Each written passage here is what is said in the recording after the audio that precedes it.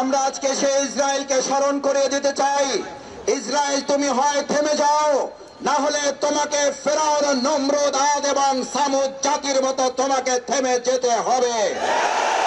ইসরায়েলের আজকের এই হুঙ্কার, নেতানিয়াহু যেটা বলেছে অহমিকা এবং দম্ভ করে, এটা শেষ নয়, এটা শুরু মাত্র।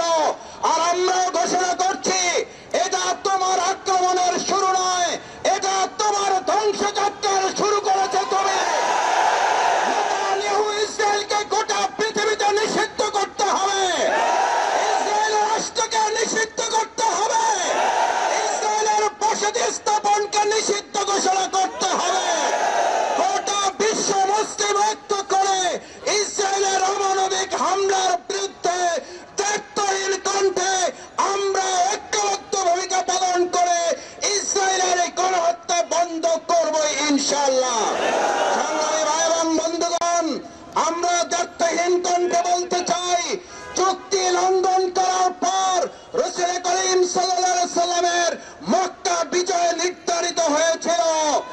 আজ ইসরায়েল চুক্তি ভঙ্গ করেছে, ফিলিস্তিনের বিজয় নির্ধারিত হবে।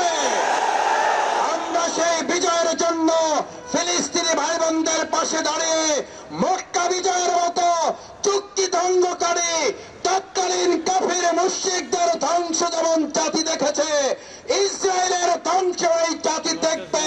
মক্কা বিজয়ের মতো ফিলিস্তিন, বাইতুল মুকদ্দাস, গাজা আমাদের ভাই, আমাদের বোন, আমরা বেঁচে থাকলে তারাও বেঁচে থাকবে, আমরা ভালো থাকলে তারাও ভালো থাকবে।